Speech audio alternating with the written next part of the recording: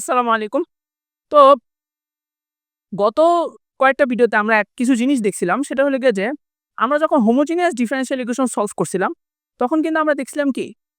m এর ২ টা value যদি সমান হয়, ধরা যাক m = 1 আর m = 1 হয়, তাহলে কিন্তু আমাদের এই যে সেকেন্ড সলিউশনের আগে আমাদের কি করতে হইতো? একটা h যুক্ত করতে হইতো।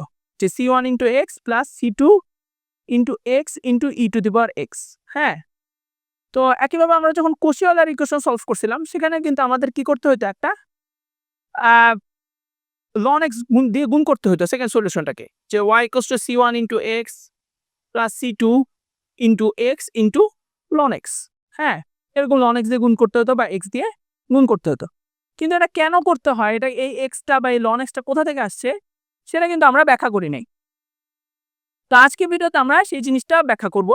তো আজকের ভিডিওতে আমরা ডিফারেনশিয়াল ইকুয়েশন সলভ করার যে মেথডটা শিখব সেটা হলো রিডাকশন অফ অর্ডার।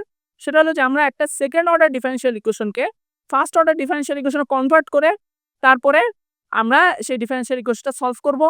আ তবে এর আগে আমাদেরকে ডিফারেনশিয়াল ইকুয়েশনের একটা সলিউশন দেওয়া থাকবে। সো তাহলে চলো আমরা আ মূল ভিডিও শুরু করি। তো ধরা যাক কোনো একটা ডিফারেনশিয়াল ইকুয়েশন। তো এই ডিফারেনশিয়াল ইকুয়েশনের স্ট্যান্ডার্ড ফর্ম হলো y double prime plus p of x into y prime plus q of x into y। তো এই ডিফারেনশিয়াল ইকুয়েশনের একটা সলিউশন কি? একটা সলিউশন হলো y1 of x, হ্যাঁ? তো এখন আমাদের আরেকটা সলিউশন অর্থাৎ y2 আমাদের বের করতে হবে। তো ধরা যাক y2 বা y equals to u of x into y1 of x হলো কি আরেকটা নতুন সলিউশন বা y equals to u into y1 সংক্ষেপে যদি বলি। তাহলে y প্রাইম equals to কি?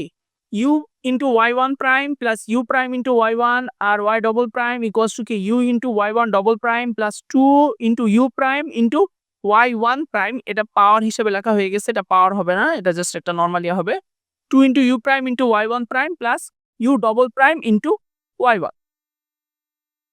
তো তারপরে আমরা যদি y, y, y প্রাইম এবং y ডবল প্রাইম এর ভ্যালু যদি আমরা এই মূল ইকুয়েশনে সাবস্টিটিউট করি, তাহলে আমরা দেখব যে মূল ইকুয়েশনটা এই ফর্মে দাঁড়াইছে যে u into y1 double prime plus p into y1 prime plus q into y1 plus y1 into u double prime plus 2 into y1 prime plus p into y1 into u prime equals to 0।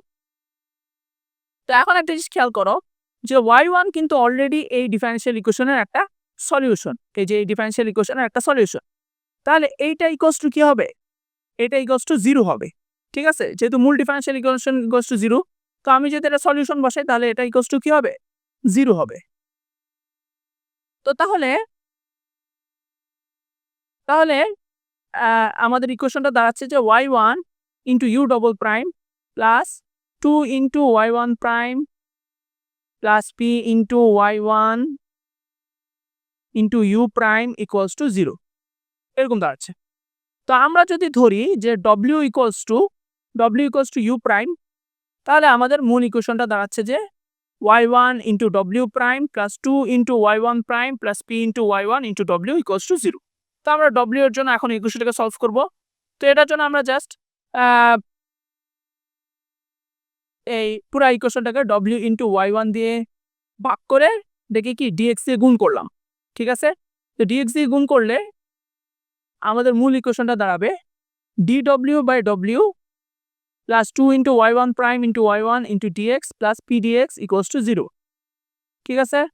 তো তাহলে আমরা যদি just integrate করি, এইটাকে integrate করলে আমরা পাবো কি ln of w into y1 square equals to কি minus p dx plus c বা w into y1 square equals to কি c1 into e to the power minus p dx বা w ইকুয়ালস টু কি হবে? c1 into e to the power minus p dx by y1 square বা u equals to, যেহেতু আমরা ধরছিলাম কি w equals to u prime, হ্যাঁ? তাহলে u এর জন্য কি আমাদেরকে জাস্ট w টাকে কি করতে হবে? ইন্টিগ্রেট করে দিতে হবে।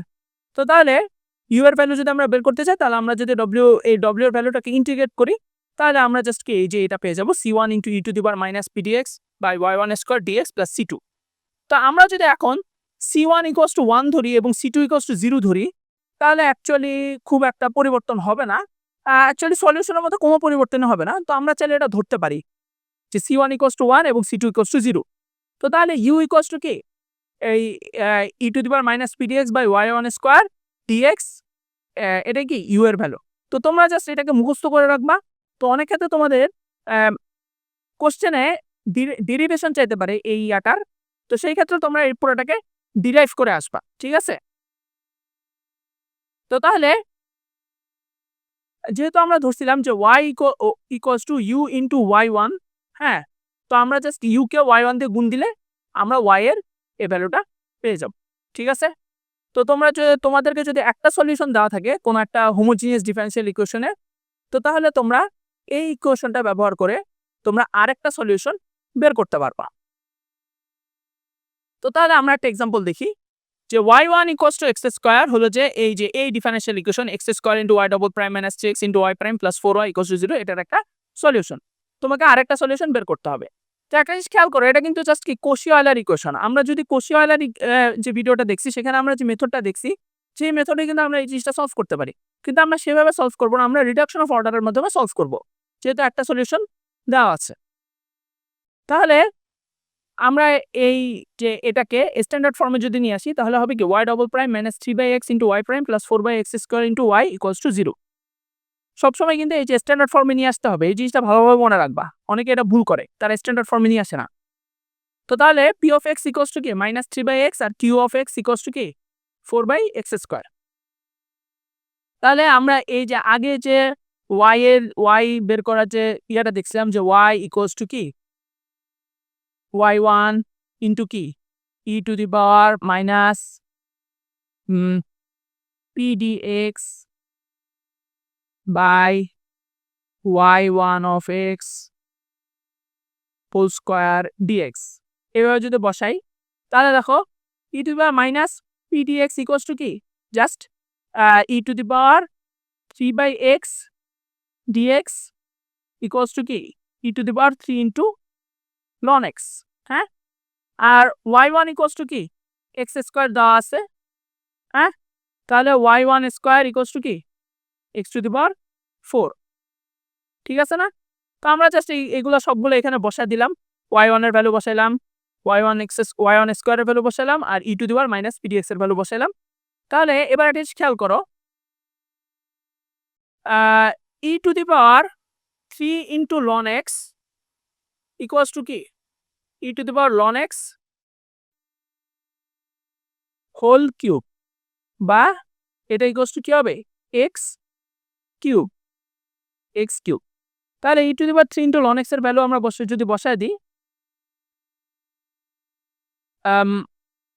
তাহলে এটা কি হবে y ইকুয়ালস টু কি দাঁড়াবে, y ইকুয়ালস টু দাঁড়াবে হলো x square into x cube by x to the power 4 dx equals to কি x square into 1/x dx। তো বা y ইকুয়ালস টু কি দাঁড়াবে, আমরা এখানে একটু ভালো করে লিখি x square into 1/x dx। তো 1/x dx কে যদি আমরা ইন্টিগ্রেট করি তাহলে আমরা কি পাবো ln x পাবো। তাহলে আমাদের আরেকটা সলিউশন হবে কি y equals to x square into ln x। তো তোমরা তাহলে দেখছো যে আমরা যদি রিডাকশন অফ অর্ডারের মাধ্যমে এই কোশি-অয়লার ইকুয়েশনগুলো সলভ করি তাহলে আমরা দেখব কি যে আরেকটা সলিউশন কি আসতেছে x square into ln x। So I hope তোমরা বুঝতে পারছো যে রিডাকশন অফ অর্ডারের মাধ্যমে কিভাবে আমাদের ডিফারেনশিয়াল ইকুয়েশনগুলো সলভ করতে হবে। তো আমি তোমাদেরকে আরেকটা এক্সারসাইজ দিলাম, সেটা হলো যে যদি e to the power 5x যদি y double prime minus 10y prime plus 25y equals to 0 এটার যদি একটা সলিউশন হয় তাহলে তোমাদেরকে আরেকটা সলিউশন বের করতে হবে রিডাকশন অফ অর্ডারের মাধ্যমে। সো আমরা কিন্তু আগে দেখে আসছি যে কনস্ট্যান্ট কোএফিশিয়েন্ট থাকলে কিভাবে সলভ করতে হয়, তবে সেভাবে সলভ করলে হবে না, তোমাদের এখানে রিডাকশন অফ অর্ডারের মাধ্যমে সলভ করতে হবে। তো আশা করি তোমরা বুঝতে পারছো যে রিডাকশন অফ অর্ডারের মাধ্যমে কিভাবে ডিফারেনশিয়াল ইকুয়েশন সলভ করতে হয়। তো আজকে ভিডিও এই পর্যন্তই। তোমাদের যদি ভিডিও ভালো লেগে থাকে তাহলে অবশ্যই লাইক, কমেন্ট এবং সাবস্ক্রাইব করার অনুরোধ থাকলো। তো পরের ভিডিওতে ইনশাআল্লাহ আবার দেখা হবে। সেই পর্যন্ত আল্লাহ পাক আমাদের সবাইকে ভালো রাখুক, সুস্থ রাখুক। আসসালামু আলাইকুম।